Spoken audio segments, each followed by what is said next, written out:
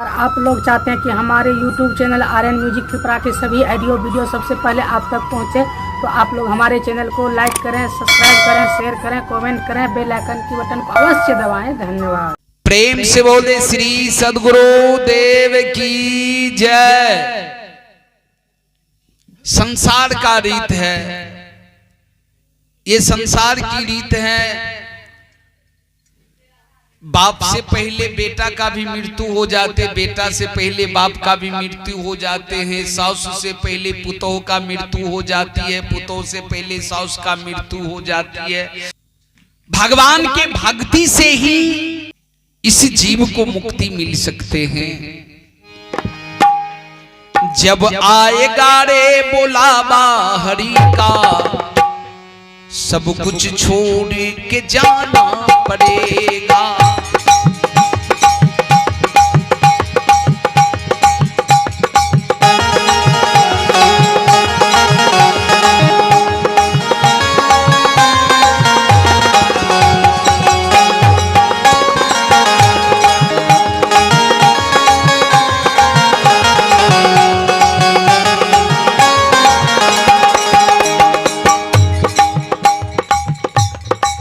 सब कुछ छोड़ के जाना पड़ेगा, सब कुछ छोड़ के जाना पड़ेगा। जब आएगा रे बुलावा हरि का, सब कुछ छोड़ के जाना पड़ेगा। जब आएगा बुलावा हरि का, सब कुछ छोड़ के जाना पड़ेगा।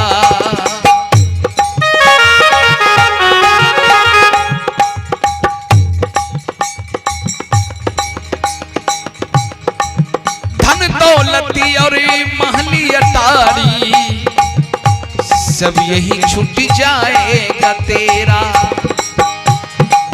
साथ तेरा कुछ भी ना जाएगा, साथ तेरा कुछ भी ना जाएगा।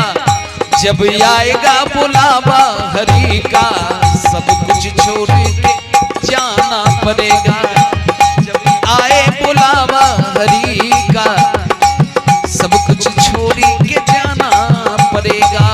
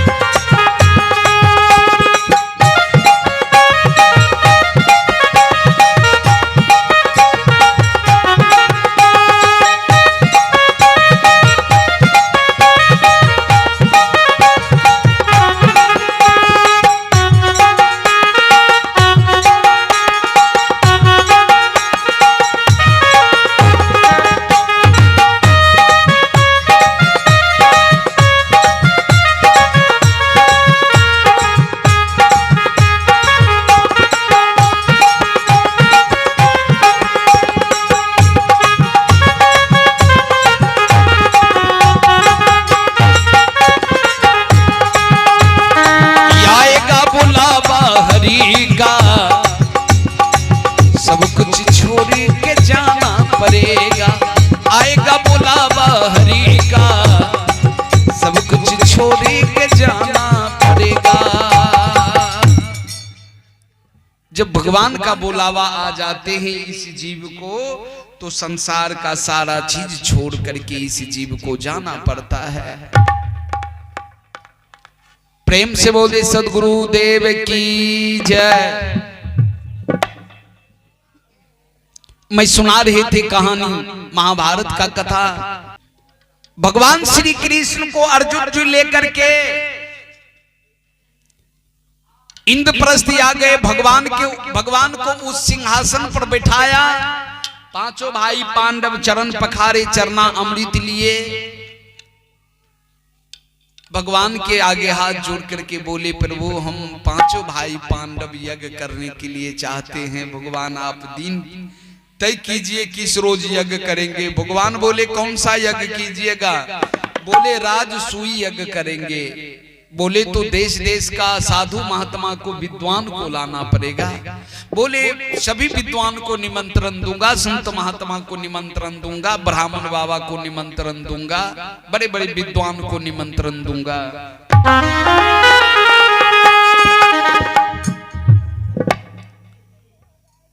ए बाबू, भगवान बोले कि संपत्ति का 3 सीढ़ी है। बोले हे युधिष्ठिर, संपत्ति का 3 सीढ़ी। भगवान क्यों बोले संपत्ति का 3 सीढ़ी? भोग, दान, विनाश। संपत्ति का 3 सीढ़ी है। संपत्ति है तो अच्छा भोजन कीजिए, बाल बच्चा को पढ़ाइए लिखाइए, बाल बच्चे का पढ़ेगा लिखेगा, अच्छा कपड़ा, अच्छा घर, जमीन जायदाद अर्ज दीजिए, अच्छा भोजन कीजिए, उसी संपत्ति का नाम है भोग। संपत्ति है तो कम से कम भोजन अच्छा कर रहे हैं, बाल बच्चा पढ़ लिख रहा है, घर मकान अच्छा है, जमीन जायदाद अर्ज दीजिए, ये है संपत्ति का भोग। दान, बोले उसी संपत्ति में से कुछ संपत्ति बचा करके दान भी करना चाहिए, तो संपत्ति में वृद्धि होती है, शरीर में वृद्धि होती है दान से। अगर ये 2 चीज संपत्ति रहते हुए 2 चीज मनुष्य नहीं करता है तो वो संपत्ति ज्यों का त्यों पड़ा रहता है। आएगा बुलावा हरि का, सब कुछ छोड़ के जाना पड़ेगा। वो संपत्ति ज्यों का त्यों पड़ा रह जाते हैं, ना भोग सके ना दान कर सके, वो संपत्ति ज्यों का त्यों पड़ा रह गया। इसलिए संत महापुरुष बतलाते हैं संपत्ति का 3 सीढ़ी, भोग, दान, विनाश। इसलिए भोगिए, अच्छा भोजन कीजिए, दान भी पुण्य कीजिए, ये संपत्ति का सीढ़ी है। क्योंकि कथा है, एक राजा कभी दान नहीं किया था, जीवन में कभी दान नहीं किया था राजा, कभी दान नहीं किया था। जब जमराज उनको लेकर के जमलोक चला गया तो राजा ने बोला कि भाई, जमराज से बोले कि भैया हमको भूख लग गया। बोले यहाँ तो भोजन नहीं मिलेगा, सबसे पहले चित्रगुप्त के पास जाना पड़ेगा। कर्म का हिसाब, जहां लेखा जोखा है हर जीव का, वहां जाना पड़ेगा। क्या दान किए उसी हिसाब से आपको रहने का व्यवस्था होगा। यहां जमराज ने लेकर के चला गया चित्रगुप्त के पास, जो धर्मराज के बगल में चित्रगुप्त बैठते हैं, वहां लेकर के चला गया। चित्रगुप्त से बोले कि इनको कर्म का लेखा जोखा का बताइए कि इनका कर्म कितना है, पुण्य कितना है, अधर्म कितना है, दान कितना है। जब पन्ना उल्टाया तो उस राजा का एक भी दान पुण्य भलाई नहीं लिखा हुआ था। बोले ये जीवन में तो कभी अपने हाथों से दान नहीं किया, ना भोजन दान किया, ना वस्त्र दान किया, ना गाय दान किया, ना कपड़ा दान किया, ना गृह दान किया, ना कन्या दान किया, ना अन्न दान किया, ना भोजन दान किया, ये कुछ दान भी नहीं किया। ना गाय दान किया, ना कन्या दान किया, ये ना स्वर्ण दान किया, ना चांदी दान किया, कुछ भी दान नहीं किया। ये जमराज बोले कि भैया आप तो कुछ दान नहीं किए तो भोजन यहाँ तो नहीं मिलेगा। बोले मुझे भूख लगा है, मुझे भोजन दीजिए। बोले जमराज बोले कि अगर तुम्हें भूख लगा है तो तुम यहाँ से मृत लोक चले जाओ, और मृत लोक में तुम्हारा शरीर ज्यों का त्यों पड़ा है, तुम अपने शरीर का मांस नोच करके खा करके तुम अपना भूख मिटाओ जाओ। जमराज ने वहां से राजा को लौटा दिया और राजा ने या करके अपने शरीर का मांस खा करके फिर जमलोक चले जाते थे। इसी तरह से उनका जीवन बीतता था। जब भूख लगता था तो आकर के अपने शरीर का मांस खा करके फिर वो चले जाते थे। इसलिए संत महापुरुष बतलाते हैं, संपत्ति रहते हुए मनुष्य को अन्न दान करना चाहिए, वस्त्र दान करना चाहिए। कोई भिखारी आ गया उनको भोजन दे देना चाहिए। कोई गरीब व्यक्ति, दुखियारा व्यक्ति आ गया दुखी से उनको मदद कर देना चाहिए। ये संपत्ति का एक दान होते हैं।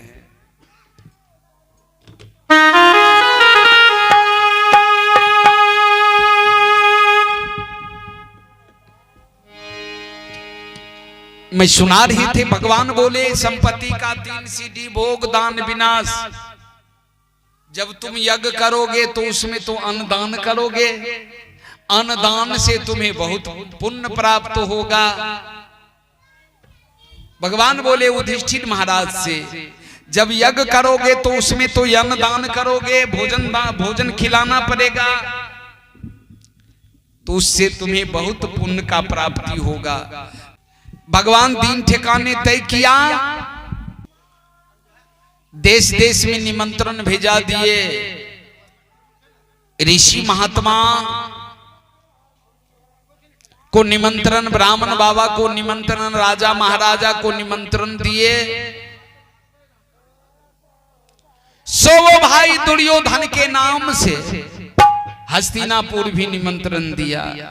दुर्योधन कार्ड लेकर के गया, मामा शकुनी से बोले, मामा जी जिसको रान्य रहने का, घर नहीं, खाने का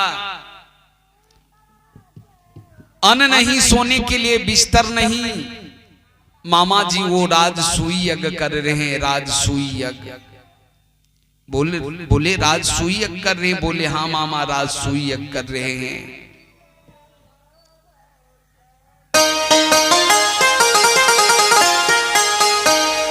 बोले भांजा हम सब चलेंगे उस यज्ञ में, देखेंगे कैसे किस तरह से 5 भाई पांडव राजसूय यज्ञ करते हैं।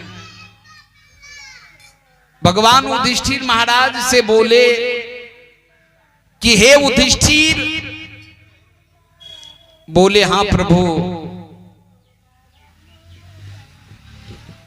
बोले युधिष्ठिर,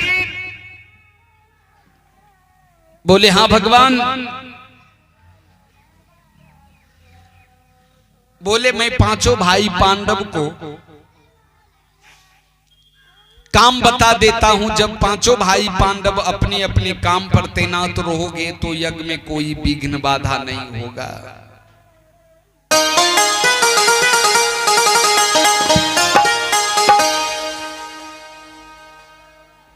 भगवान क्या किए? बोले नकुल, बोले हाँ प्रभु। बोले तुम्हारा काम है पानी देना, जो भी अतिथि यज्ञ में आएंगे तुरंत तुम पानी देना, पैर हाथ धोएगा। बोले सहदेव तुम आसन लगाना। बोले ठीक है प्रभु। बोले अर्जुन, कौन राजा कौन ऋषि महात्मा कहां बैठेंगे, तुम बैठाने का कार्य करोगे, तुम्हारा यही काम है। कौन राजा कहां बैठेंगे, कौन ऋषि महात्मा कहां बैठेंगे, वो बैठाने का आसन, स्थान पर बैठाने का कार्य तुम करोगे। बोले ठीक है प्रभु। बोले भीम, तुम गदा लेकर के गेट पर रहना, मेन गेट पर। जो राजा आएंगे रास्ता बताना, साधु महात्मा आएंगे रास्ता बताना, ब्राह्मण बाबा आएंगे रास्ता बताना, कोई गरीब आएंगे रास्ता बताना, भिखारी आएगा रास्ता बताना। बोले ठीक है प्रभु। बोले युधिष्ठिर महाराज तुम्हारा कार्य है यज्ञशाला में घूम करके देखना कि निमंत्रण के अनुकूल कौन आया कौन नहीं आया, ये घूम करके तुम देखोगे यज्ञशाला में।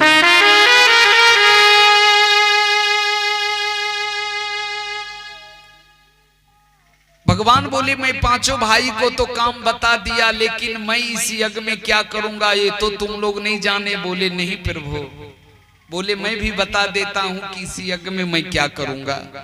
भगवान श्री कृष्ण बोले कि मैं इस यज्ञ में मैं वह कार्य करूंगा, जितने भी व्यक्ति भोजन करेंगे ना, सब का पत्तल उठा करके मैं फेंकूंगा। भगवान जो ही बोले सब जितने भी भोजन करेंगे सबका पत्तल, जूठा पत्तल उठा करके मैं फेंकूंगा। पांचों भाई पांडव हाथ जोड़ लिए, नहीं भगवान, हे प्रभु तेरे ही दया से सब काम हो रहा है। प्रभु तेरे ही दया से सब काम हो रहा है। करते हो तुम कन्हैया,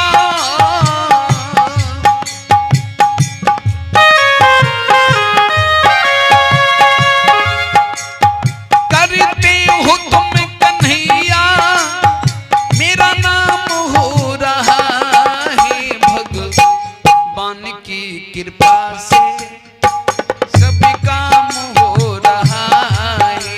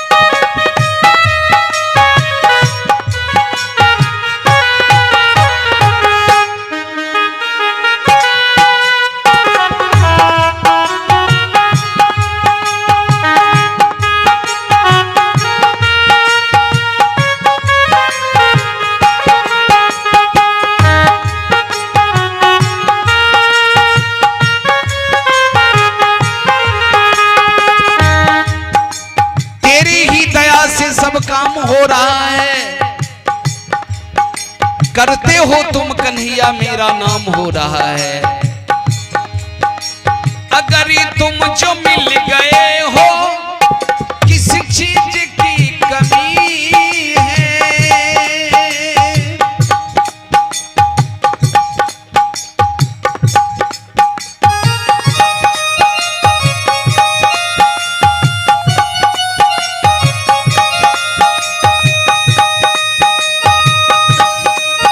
प्रभु तुम जो मिल गए हो, किसी चीज की कमी है। तेरे दया से मालिक, तेरे दया से मालिक सब काम हो रहा है। तेरे दया से मालिक सब काम हो रहा है। करते हो तुम कन्हैया, करते हो तुम कन्हैया, मेरा नाम हो रहा है। भगवान की दया से सब काम हो रहा है।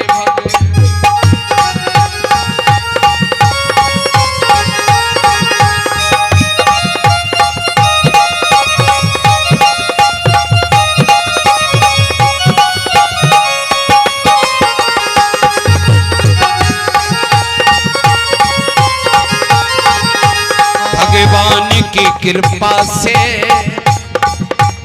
सब काम हो रहा है।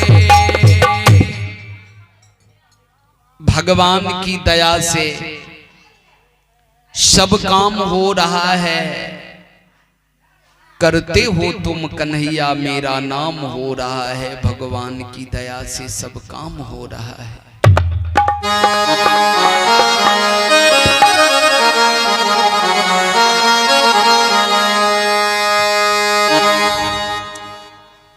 ए बाबू, भगवान की दया से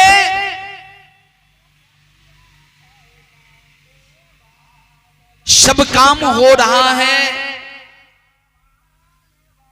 करते हो तुम कन्हैया, मेरा नाम हो रहा है। आकाश कुमार और शिवानी कुमारी अवधेश कुमार जी के सुपुत्री हैं। आकाश और शिवानी भाई बहन अवधेश कुमार जी के सुपुत्र हैं, सुपुत्री हैं, तमकुल्हा निवासी। भगवान के दरबार में 100 रुपए दान किए हैं। माँ सरस्वती बच्चे को ज्ञान का दीप जलाए रखेंगे। प्रेम से बोले श्री सद्गुरु देव की जय।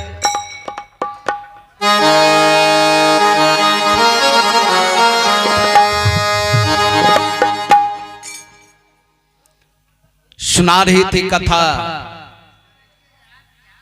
यज्ञ शुरू हो गया। देश देश का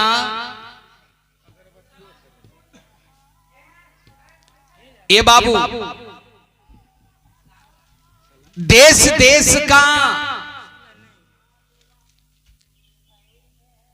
संत महात्मा वहां पहुंचने लगे। देश देश का राजा पहुंचने लगे।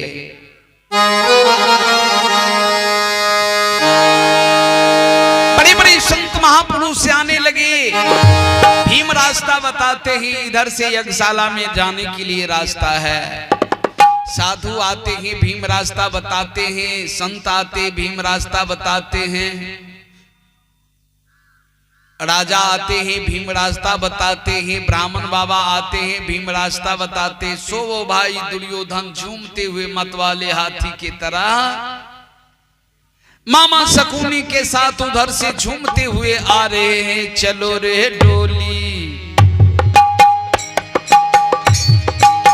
चलो रे डोली, उठाओ कहार भैया, मिलन की रुतिया। चलो रे डोली, उठाओ कहार भैया, मिलन की रुतिया। अपना देरी लगाओ सुबेदार भैया, मिलन की रुतिया।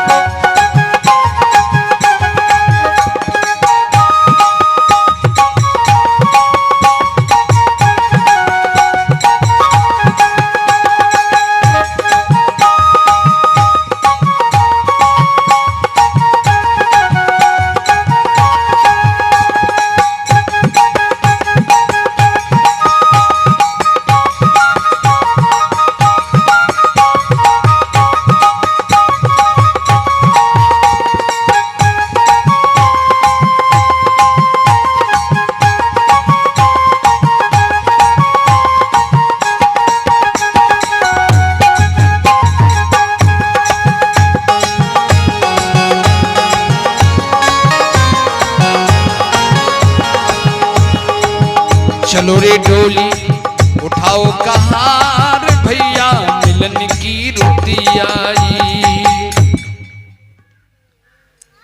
ये बाबू, मैं सुना रहे थे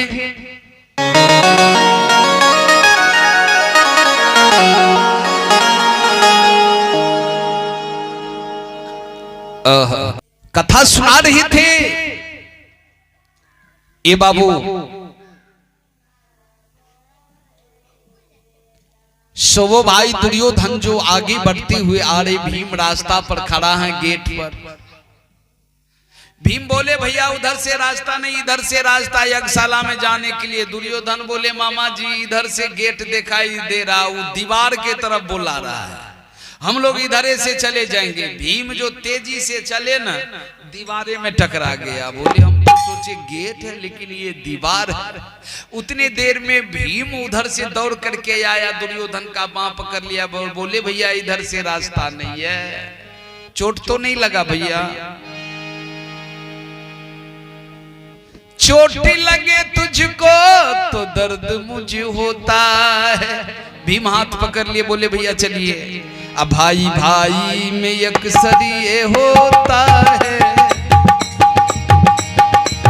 होता है भी होता है। भाई भाई में अक्सर ये होता है, होता है भी होता है।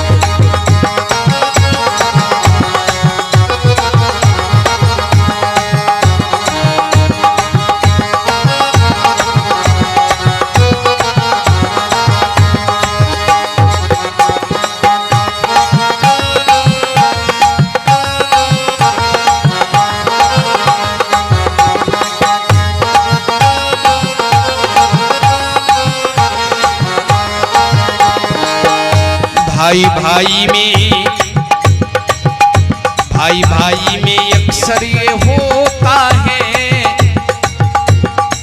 होता है भी होता है। भाई भाई में अक्सर ये होता है, होता है भी होता है। भाई भाई में अक्सर ये होता है, होता है भी होता है। ये बाबू सुना रहे थे, कथा प्रसंग सुना रहे थे, प्रसंग सुना रहे थे।